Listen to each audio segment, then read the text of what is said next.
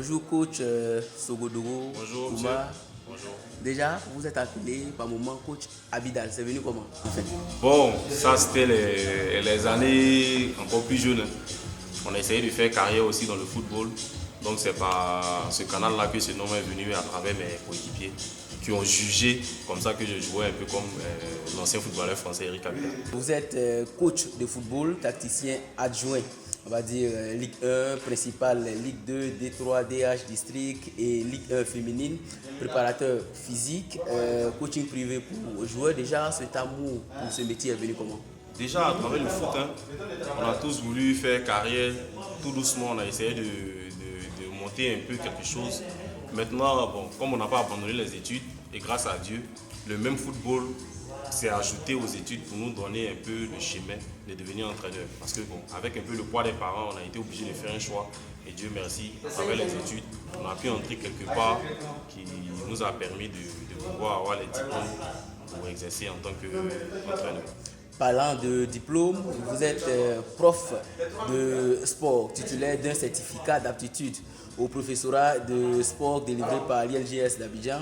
Vous êtes tacticien, titulaire d'une licence B fédérale délivrée par le Centre technique national de la Fédération ivoirienne de football, préparateur physique, donc titulaire d'un master STAPS spécialisé on va dire, en entraînement sportif et d'un certificat de maître de salle obtenu bien sûr à l'INJS d'Abidjan, titulaire d'un brevet national de secourisme délivré par l'ONPC. Déjà, quel est l'objectif qu'on se fixe? Et puis voilà, on passe tous ces concours, on amasse tous ces diplômes. On se dit comme ça que pour devenir entraîneur professionnel, pour éviter de faire les mêmes erreurs que nos défenseurs ont eu à faire, il faut quand même avoir une certaine base.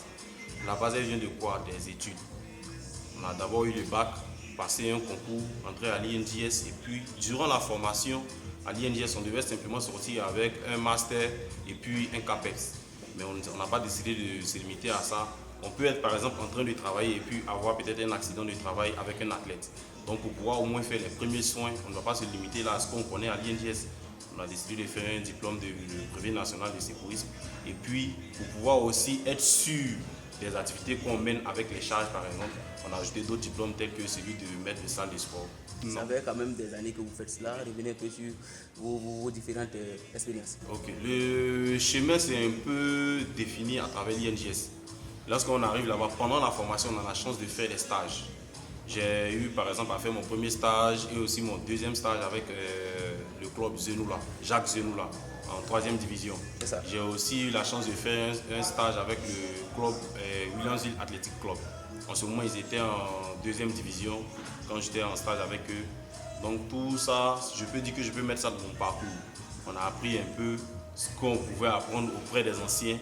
On a accumulé ça, on a ajouté ça à ce qu'on a appris à l'école pour essayer de développer quelque chose aussi qui est propre à nous. Actuellement, vous évoluez en freelance, pourtant vous avez les capacités quand même d'intégrer un staff technique. Déjà, c'est dû à quoi? Bon, là, on est obligé d'attendre l'appel des clubs. On ne peut pas forcément avoir un diplôme et puis décider de s'imposer, par exemple, dans un club. On est là, on se fait connaître un peu à travers les joueurs, à travers les médias, par exemple. Et puis, le jour où on a un appel, si c'est convenable, on va essayer de faire ce qu'on peut. Aujourd'hui, nous sommes en salle, c'est pour certainement une préparation physique. Déjà, comment est-ce qu'on définit la préparation physique disons au football? La préparation physique, je peux dire que c'est la base de tout. Car c'est elle qui va permettre d'éviter les blessures, de préparer le corps à l'effort qu'on va lui demander de fournir pendant le championnat, par exemple. Même pendant un simple match, il n'y a rien à négliger. La préparation physique, c'est la base. Il faut que le corps soit vraiment prêt à répondre à ce qu'on va lui demander.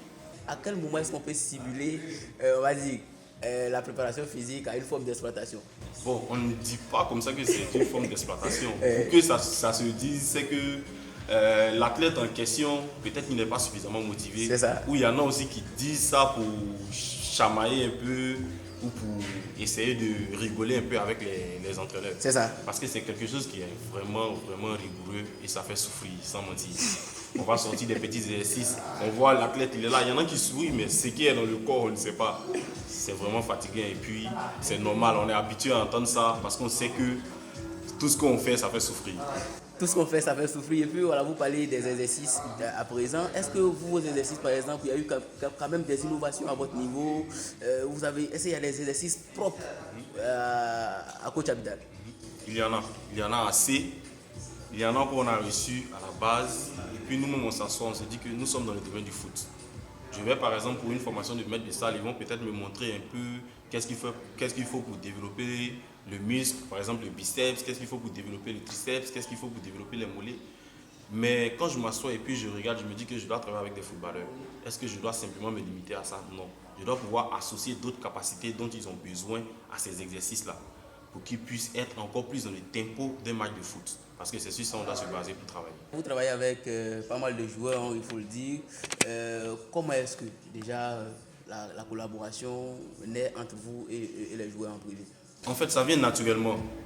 Je pars par exemple de Alil Omotoseke, que je salue vraiment au passage, qui m'a vraiment été d'un grand soutien.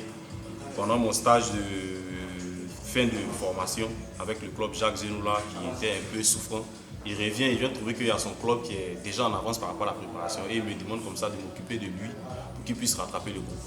Donc là, je prends le monsieur en question tout doucement.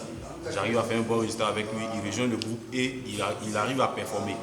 Donc de là, il y a d'autres amis à lui qui étaient au courant de son état de convalescence, qui lui posent des questions, mais tu viens de maladie tout à l'heure et puis tu arrives à faire tout ça. C'est lui maintenant qui me fait connaître.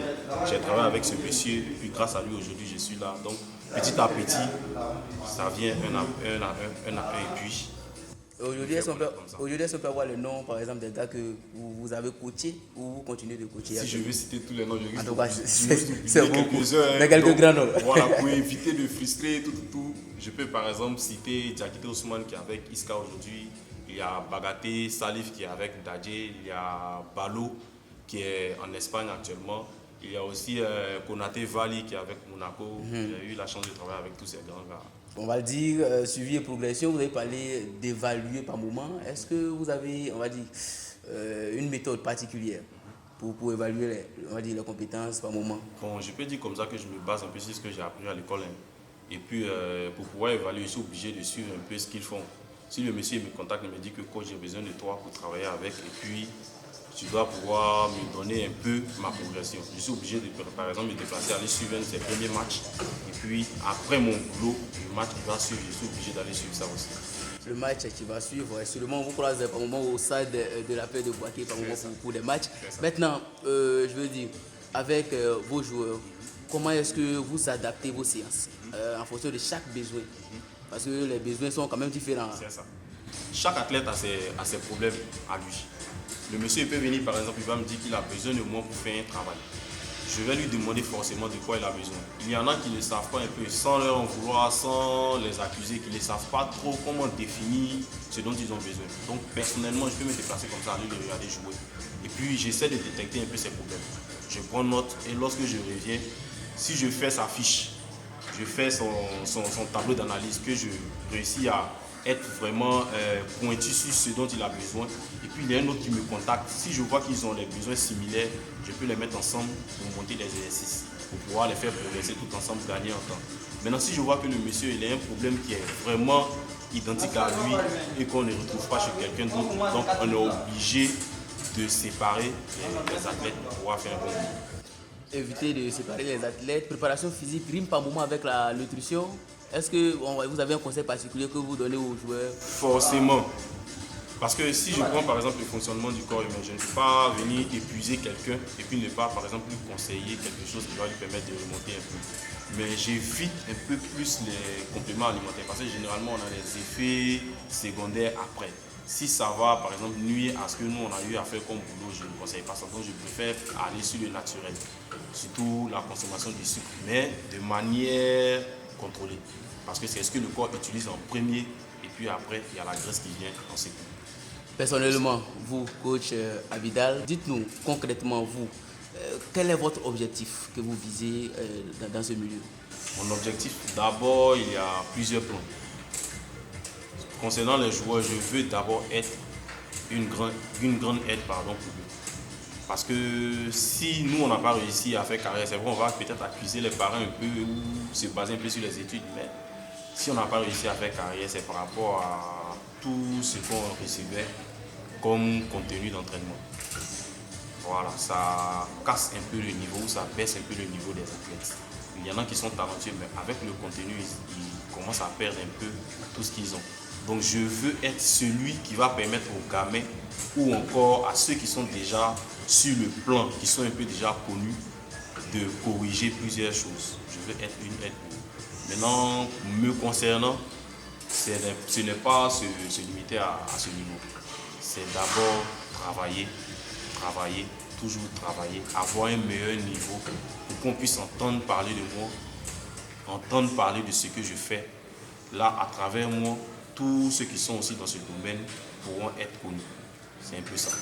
Nous sommes pratiquement à la fin de cette interview. Déjà, quel conseil est-ce que vous donnez aux jeunes joueurs avec qui vous travaillez, je veux dire? D'abord, ils sont de différents ordres. Il y a les plus âgés, il y a les gamins des centres de formation qui sont avec moi aussi, qui désirent travailler individuellement. Tout ce que je leur donne comme conseil, c'est d'être sérieux, d'être discipliné dans le travail.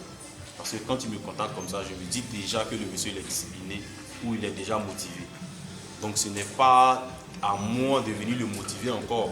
Mais tout ce que je peux donner comme conseil, c'est ne jamais abandonner. Toujours tenir compte d'un objectif qu'on s'est fixé pour travailler. Et ensemble, on essaie de corriger un peu tout ce qui ne va pas pour que l'enfant puisse avoir l'objectif cherché. Vous avez pas mal de diplômes, c'est-à-dire vous exercez dans la légalité. Il y a quand même pas mal de formateurs aussi qui, eux, se basent sur des compétences sur le terrain. Quel conseil à l'égard de ces personnes-là? Chacun doit au moins exercer avec le diplôme de son niveau. Si je suis en centre de formation, je dois avoir le diplôme qu'il faut. Il ne faut pas se lever comme ça pour se mettre dans le domaine, essayer de regrouper un nombre d'enfants, disons qu'on est coach. Parce qu'à travers ça, on pense bien faire, mais on peut tuer des talents ou même se retrouver dans des problèmes. Parce que c'est très dangereux de faire quelque chose qu'on ne maîtrise pas. Donc je conseille à tout le monde comme ça d'aller vers les instituts qu'il faut, aller vers les personnes ressources qu'il faut, essayer d'apprendre au moins et avoir un certificat qui nous permet d'exercer. Nous sommes à la fin. Un mot de fin. Bon, tout ce qu'on peut dire, c'est merci d'abord à la maison qui est venue vers nous pour mettre un peu la lumière sur nous. Et puis aussi, je profite de l'occasion pour dire merci à tous ces grands hommes, tous ces joueurs, tous ces footballeurs qui vraiment me font confiance jour et nuit, de près à distance, qui me posent des questions. Coach, qu'est-ce que je peux faire pour corriger? Et puis, on échange. Vraiment, merci à tous. Merci encore. C'est vraiment un grand honneur pour moi de travailler avec vous. Merci, coach.